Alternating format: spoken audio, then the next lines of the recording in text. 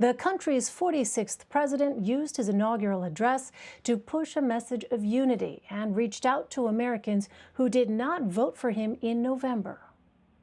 To all those who did not support us, let me say this. Hear me out as we move forward. Take a measure of me and my heart. And if you still disagree, so be it. That's democracy. That's America. The right to dissent peaceably within the guardrails of our republic is perhaps this nation's greatest strength. Yet hear me clearly. Disagreement must not lead to disunion. And I pledge this to you. I will be a president for all Americans. All Americans. In just about an hour, the new White House press secretary, Jen Psaki, will hold her first media briefing. It's already been a busy day for President Biden. This evening, he signed 17 executive orders and actions to overturn some of former President Trump's signature policies. Here was his response when asked about the letter left for him by his predecessor. The president wrote a very generous letter. It's because it was private. I will not talk about it until I talk to him, but it was generous. Meantime, Vice President Kamala Harris made history in more ways than one.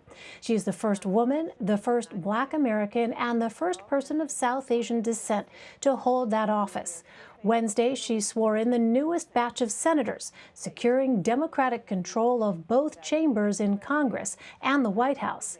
Here's how the new Senate Majority Leader, New York's Chuck Schumer, laid out his priorities. And as the majority changes in the Senate will do business differently. The Senate will address the challenges our country faces head-on and without delay, not with timid solutions, but with boldness and with courage. The Senate will tackle the perils of the moment, a once-in-a-generation health and economic crisis, and it will strive to make progress on generations-long struggle for racial justice, economic justice, equality of opportunity, and equality under the law. And make no mistake, the Senate will forcefully, consistently, and urgently address the greatest threat to this country and to our planet, climate change. Caitlin Huey-Burns and Anita Kumar join me now. Caitlin is CBSN's political reporter. She is outside the White House. And Anita is a White House reporter and associate editor for Politico. Welcome. Good to see you both. Anita, you were actually at the inauguration today. What was that like compared to previous inaugurations?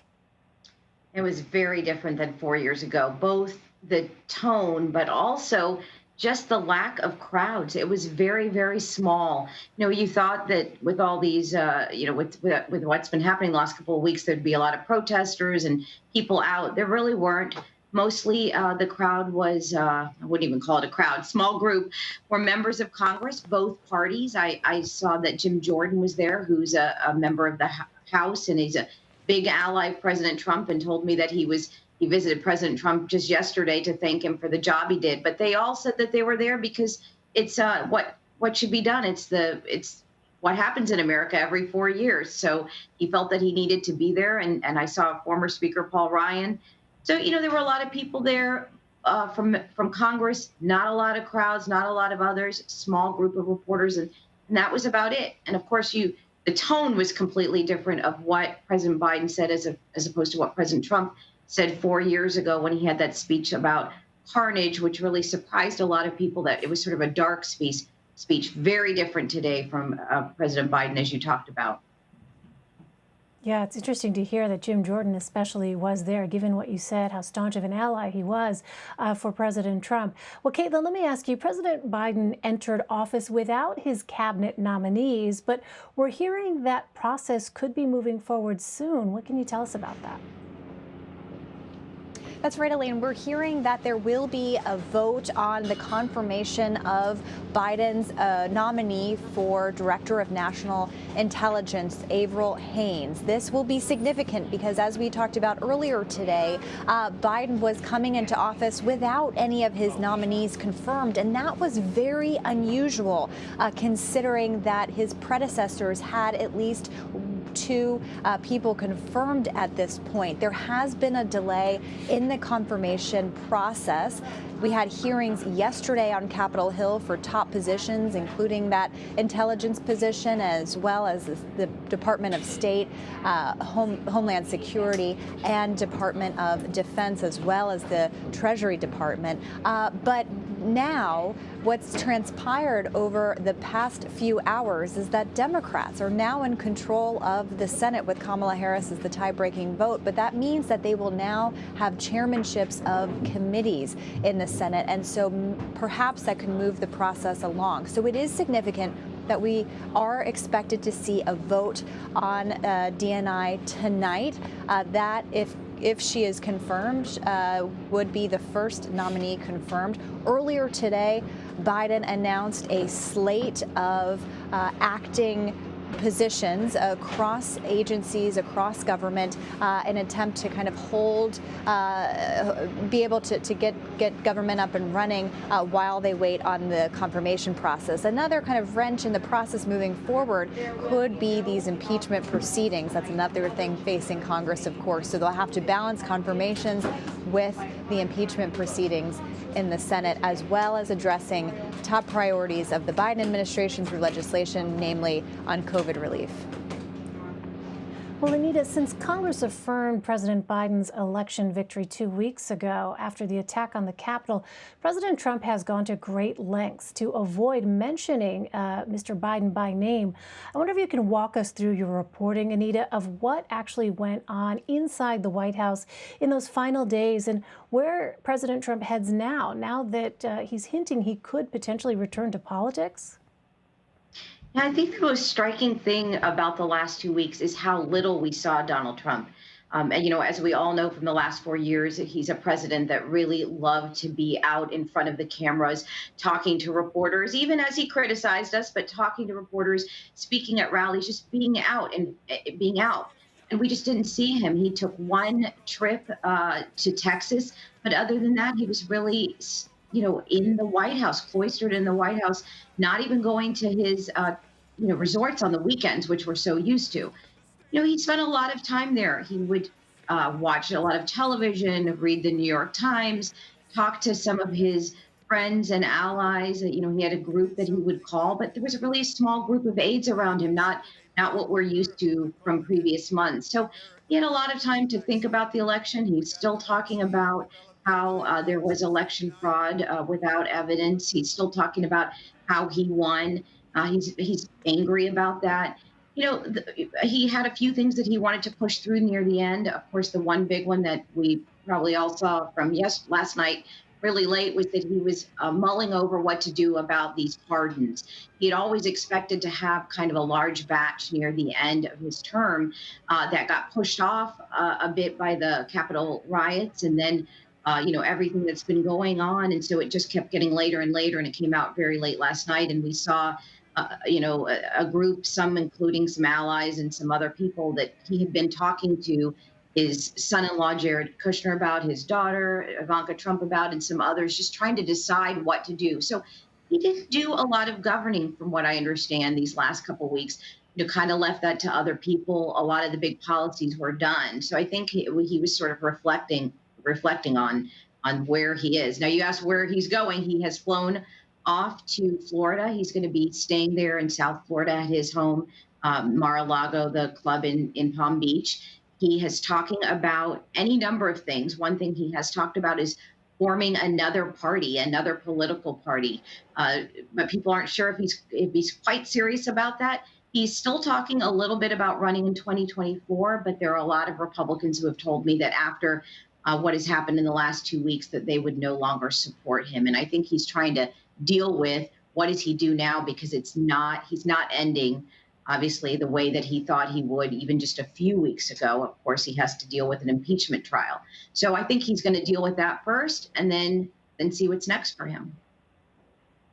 So, Caitlin, I wonder, based on what Anita just said, in your conversations with Republicans there in Washington, are they ready to move on, or do they feel pressure from constituents to remain loyal to former President Trump? A lot of mixed feelings, Elaine. While it was notable that the impeachment vote last week got bipartisan support, we still only got support from 10 Republicans. Strategists that I have talked to, including earlier this week, said that for House Republicans, it really just is going to depend on the districts that they represent. And there is a lot of pressure in some of these districts at home because their base of support in the Republican Party is still very much supportive of Donald Trump and his policies. And something that Republicans have to figure out is how to win without Trump at the top of the ticket. It was interesting to see in the 2020 campaign in November, Republicans gained some seats in the House, but those two Senate races that came in January, we saw that the then president depressed turnout among his own base of supporters. So they have to figure out how to appeal to those supporters who came out for President Trump in 2016 and 2020, but they also have to grapple with the way in which the Trump administration has alienated a lot of those traditional Republican voters, those voters in suburban areas that we saw in 2018 and 2020 flip to Democrats. It is significant, however, two things to note that have happened this week. One, that kind of shows how this dynamic is still figuring itself out. One is that Liz Cheney, who, of course, number 3 Republican in the House, voted for impeachment. Today, it was announced that she's getting a primary challenge. And a lot of Republicans have said that they knew that vote that they would take could invite primary challenges and they could lose their seats. And that shows kind of the power that Trump and Trumpism has among the base. But we also learned today that a letter was sent by 17 House Republican freshmen saying that they would work with President Biden on things like COVID relief, on things like infrastructure, and 11 of those freshmen are ones that just 2 weeks ago today voted to overturn the election results. So we'll be watching this movement on Capitol Hill. Anita, in our final minute or so, I want to ask you, in addition to the 17 executive orders and actions that President Biden just signed, he's ordering a regulatory freeze pending review to start his administration. Explain for us, what does that mean exactly? Yeah, this is really pretty typical, and President Trump went down a similar route 4 years ago. What the new presidents like to do is come in and they look at they're looking at all the regulations, but they're also primarily looking at those regulations that were just put in place these last few weeks and months. Obviously, any regulation the Biden administration could try to change, but a regulatory process is very, very lengthy. It could take a year or so to reverse those. Those that have just taken place recently, though, he could try to overturn in other ways. He could get Congress, now controlled by all Democrats, to use their power to say, look, this regulation on whatever, it could be from immigration to healthcare to the environment, was just pushed in at the last minute and it shouldn't have been done, and we want to undo it. So this is basically a check so that the last president doesn't just get to put everything in at the very last minute that he wants to. And this is one of the ways that President Biden is going to look at what President Trump has done and what he can undo very quickly. All right, Caitlin Huey-Burns and Anita Kumar, thank you both very much.